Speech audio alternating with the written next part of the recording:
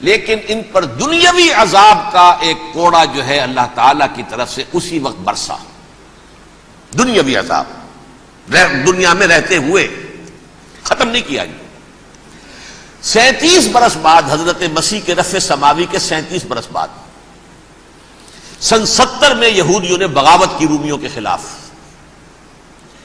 رومی tights general تھا ایک، اس نے پھر جو حملہ کیا ہے 1,33,000 یہودی ایک دن میں قتل کیا یروشلم میں،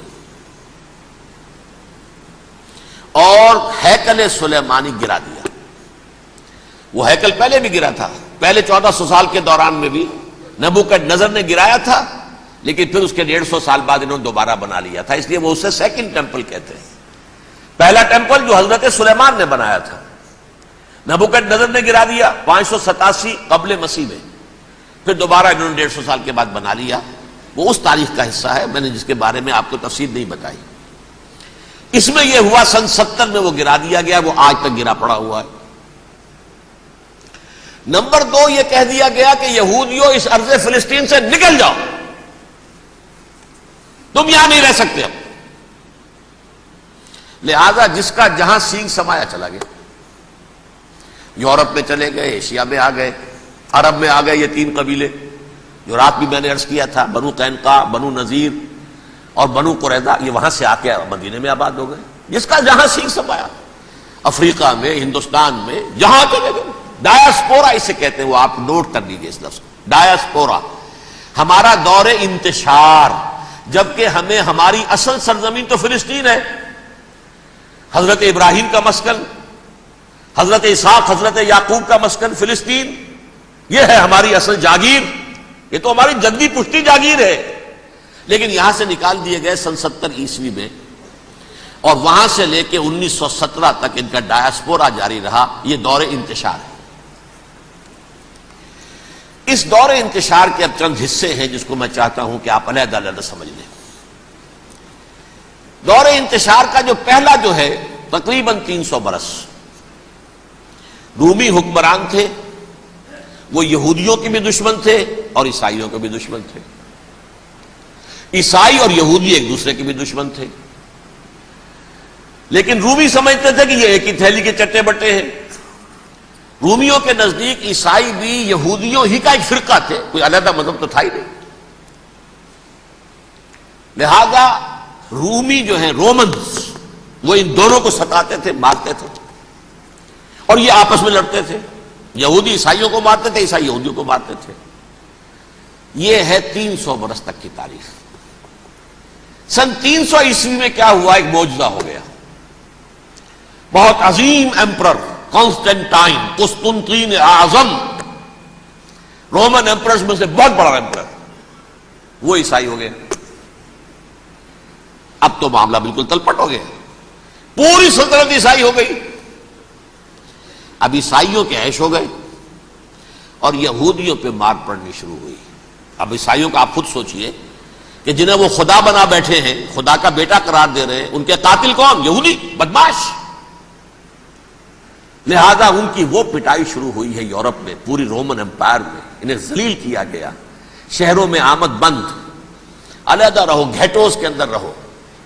یہودی کا نام جو ہے وہ گالی بن گیا، جیسے آج بھی یہودی گالی کہتے ہیں، جیسے خنزیر کا لفظ. آخر وہ بھی اللہ کی مخلوق ہے، لیکن آپ کو معلوم ہے کوئی شخص زبان پر نام نہیں لانا چاہتا خنزیر کا، سور کا. ہے تو مخلوق، وہ بھی ایک حیوان ہے. ایسے ہی یہ ہے یہودی، یہودی گالی، جیوٹ گالی.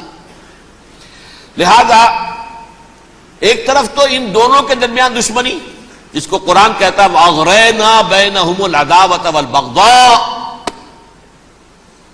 ہم نے ان کے مابین دشمنی جو ہے پیدا کر دی. اور جب یہ پوری سلطنت عیسائی ہو گئی تو قافیہ تنگ ہو گیا یہودیوں کا. اب آئیے 571 عیسوی، یعنی جبکہ ڈایاسپورا کو کتنا عرصہ ہو چکا تھا؟ 500 برس.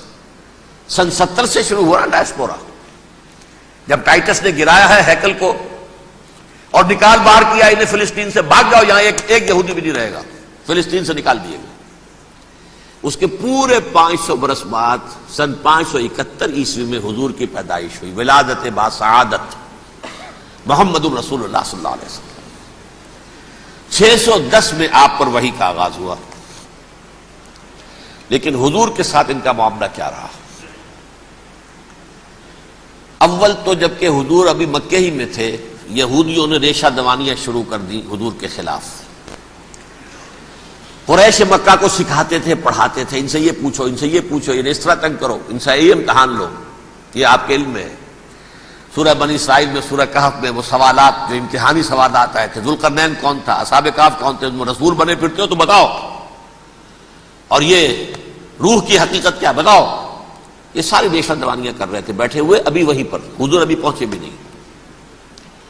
ہجرت فرما کر حضور تشریف لے آئے تو حضور نے، جسے ماسٹر سٹروک کہا جائے گا، یعنی اسٹیٹس مین شپ کا ماسٹر سٹروک، آپ نے مدینے میں آتے یہودیوں کے ساتھ پیکٹ کر دیا، جوائنٹ ڈیفنس پیکٹ آف مدینہ، کہ اگر مکے والے ہم پر حملہ کریں گے تو ہم مل جل کر ایک قوم کی حیثیت سے مقابلہ کریں گے۔ یہ میثاق مدینہ کہلاتا ہے، جس کے بہت غلط معنی پہنائے جا رہے ہیں آج کل۔ بہرحال میں موضوع میرا چونکہ یہ نہیں، میں ادھر نہیں جاؤں گا، لیکن ہوا کیا، ہر مرتبہ یہ خیانت کے مرتکب ہوئے، ان نے جو عہد کیے تھے ان سے پھرے، اندر ہی اندر سازش، ریشہ دوانی، حضور کی بدترین دشمنی۔ سورہ نساء کی آیت نمبر 12 میں 14 میں 13 میں فرمایا ہے، لا تزال تطلع علی خائنۃ منہم، اے نبی ہمیشہ آپ کے علم میں ان کی طرف سے خیانتیں، بددیانتیاں آتی رہیں گی، اور بار بار وہ مسلسل جنگ کی آگ بھڑکاتے تھے، قریش کو دعوت دیتے، آؤ آؤ آؤ ہم اندر سے بغاوت کر دیں گے، تم آؤ تو صحیح، ختم کریں محمد کو اور اہل ایمان کو صلی اللہ علیہ وسلم ورضی اللہ تعالی عنہم اجمعین۔ لیکن پھر جب وہ آتے تھے تو یہ دبک جاتے تھے، ان میں ہمت نہیں تھی، میدان کے مرد نہیں رہے تھے۔ یہ سورہ حشر میں ان کا نقشہ کھینچا گیا ہے، کھلے میدان میں مقابلے کی اس کے اندر صلاحیت ہی نہیں ہے۔ یہ تو فصیلوں کے پیچھے سے، جیسے عورتیں کہیں دیہات میں لڑائی ہوتی ہے تو مرد جو ہے گلیوں میں لڑتے ہیں، عورتیں اوپر سے پتھر پھینکتی ہیں، بس وہ کام یہ کر سکتے تھے، من ورائے جدر، فصیلوں کے پیچھے سے، جنگ میں میدان میں نہیں آ سکتے۔ بہرحال قرآن مجید میں ہے یہ، سورہ مائدہ کی آیت نمبر 64، کلما اوقدوا نارا للحرب اطفاها اللہ، اکثر و بیشتر مواقع پر تو یہ جب آگ بھڑکاتے تھے جنگ کی، اللہ اسے بجھا دیتا تھا۔ لیکن بہرحال اس کے باوجود جنگیں ہوئی، غزوہ بدر، غزوہ احد ہوئی کہ نہیں، یہ ساری اصل شرارت نہیں کی، اور اس کے نتیجے میں حضور نے پھر ایک ایک کر کے 3 قبیلوں کو سزا دی۔ غزوہ بدر کے فوراً بعد بنو قینقاع نکالے گئے مدینے سے، غزوہ احد کے فوراً بعد بنو نذیر نکالے گئے، اور غزوہ احزاب کے بعد بنو قریظہ نکال دیے گئے۔ یہ تو میں نے آپ کے سامنے رکھ دیا صرف حضور کے زمانے میں ان کا کیا رویہ رہا، دشمنی۔ رات بھی ہم نے وہ آیت پڑھی تھی، لَتَجِدَنَّ أَشَدَّ النَّاسِ عَدَاوَةً لِلَّذِينَ آمَنُوا الْيَهُودُ وَالَّذِينَ أَشْرَكُوا، اہل ایمان کی دشمنی میں شدید ترین تم پاؤ گے یہودیوں کو اور مشرکین کو، مشرکین بھی بعد میں ہے، پہلے یہودی۔ حضور کے بعد کیا ہوا اب یہ نوٹ کیجئے، یہ ان کی تاریخ کا دوسرا دور ہے۔ حضرت عمر رضی اللہ تعالیٰ عنہ کا عہد خلافت ہے، بیت المقدس کا محاصرہ کیا گیا، فصیل بڑی اونچی، شہر اندر سے سیلف سفیشینٹ، حملے کا راستہ کوئی نہیں، محاصرہ طول کھینچ رہا ہے، لیکن ان کے پاس رسد بھی موجود ہے، پانی بھی موجود ہے، وہ دروازے بند کر کے بیٹھے ہوئے۔ بالآخر اللہ تعالیٰ کی مشیت کا ظہور کیسے ہوا، ان کے کچھ علماء آئے فصیل پر، کہا دیکھو مسلمانوں، تم قیامت تک بھی یہاں پڑے رہو گے محاصرہ کر کے، ہمارا یہ شہر فتح نہیں ہوگا۔ ہاں ایک درویش بادشاہ کے ہاتھوں یہ شہر فتح ہونا ہے، لیکن تمہارے اندر ہمیں وہ نظر نہیں آ رہا۔ ابو عبیدہ بن الجراح رضی اللہ تعالی عنہ، امین هذه الامہ، ان کا فوراً ذہن گیا، وہ درویش بادشاہ مدینے میں بیٹھا ہوا ہے، عمر رضی اللہ تعالی، سے انہوں نے کھڑے ہو کر نشانیاں دیکھی ہیں، اپنی کتابیں کھولی، ہاں یہ وہی ہیں، اچھا لو جی سرنڈر، شہر تمہارے ہاتھ میں۔ خون کا ایک قطرہ نہیں بہا اور بیت المقدس فتح ہو گیا۔